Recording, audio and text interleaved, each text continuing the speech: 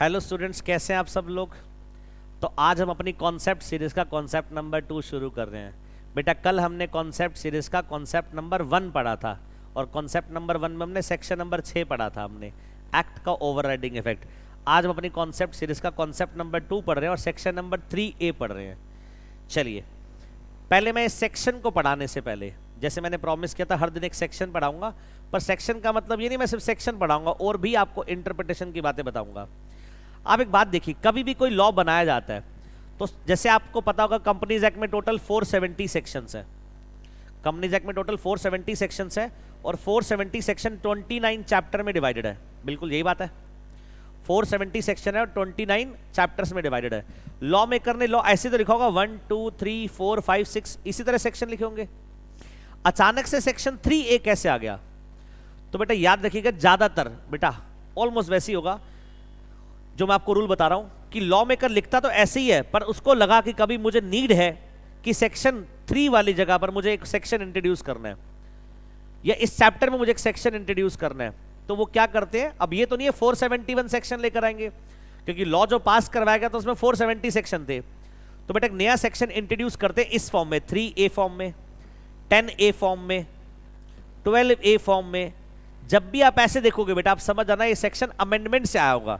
जैसे कि 3A section बेटा अमेंडमेंट एक्ट 2017 से लाया गया था, 9 फरवरी 2018। अब बेटा मैं आपको कंपनीज एक्ट की बात नहीं बता रहा, मैं आपको इनकम टैक्स की बात में बता रहा हूं।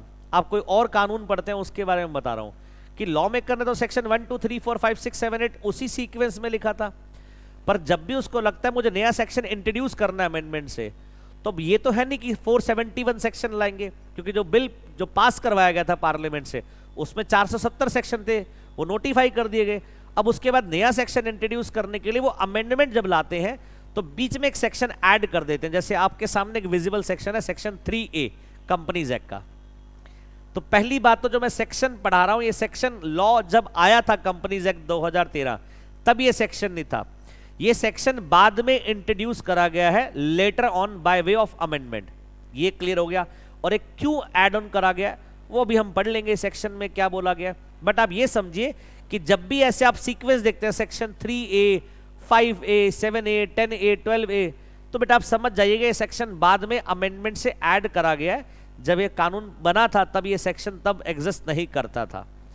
आई होप पहले तो ये समझ आ गया कि सेक्शन 3A कंपनीज एक्ट 2013 में तब नहीं था जब ये कानून आया था, ये बाद में इंट्रोड्यूस करा गया है। ये बात समझ आ गई।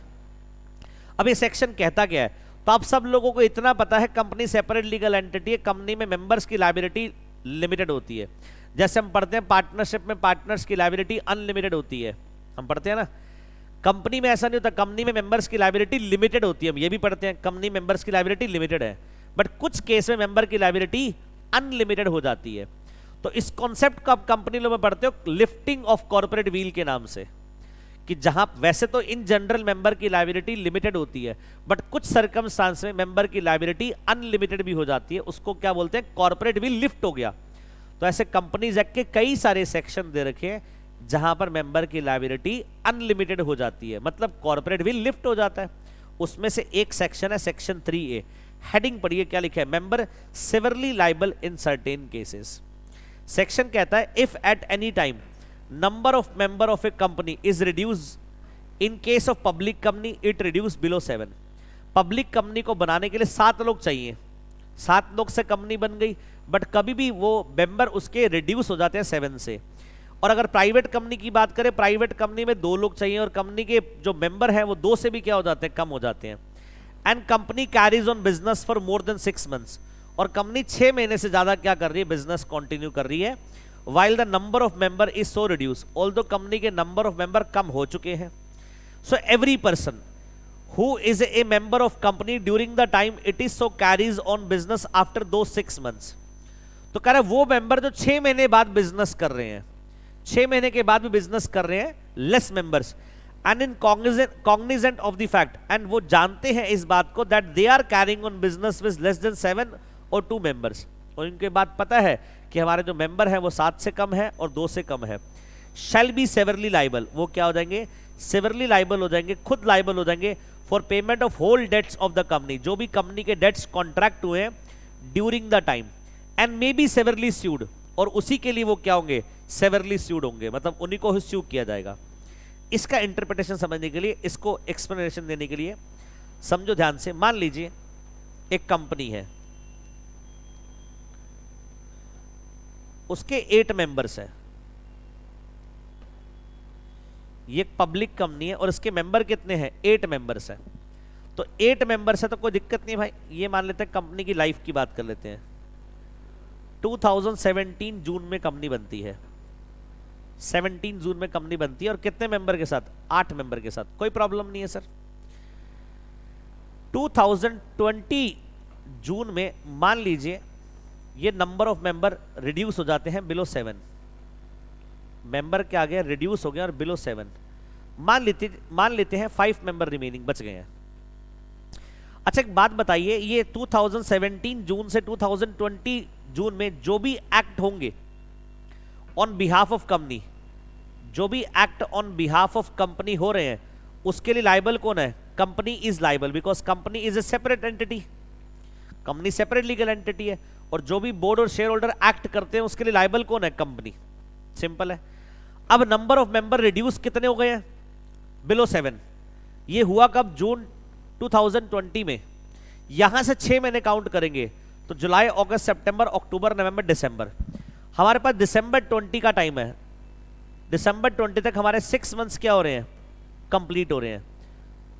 अब ध्यान से बेटा ये समझिएगा कॉन्सेप्ट, 6 मंथ जब कंप्लीट हो रहे हैं, अगर जून 20 से दिसंबर 20 के बीच में अगर कोई भी एक्ट हो रहा है ऑन बिहाफ ऑफ कंपनी, कोई भी कंपनी के बिहाफ पर एक्ट हो रहा है, अभी भी कंपनी ही लाइबल है। वो 5 मेंबर जो एक्ट कर रहे हैं लेस देन 7, वो 5 मेंबर जो एक्ट कर रहे हैं जो लेस देन 7 है, जून 20 से लेकर दिसंबर 20 तक जो भी वो एक्ट करेंगे उसके लिए वो लाइबल नहीं है, कंपनी इज लाइबल। उसमें कंपनी ही लाइबिलिटी है, ये कंपनी की ही लाइबिलिटी है। यहां तक बात समझ आ गई।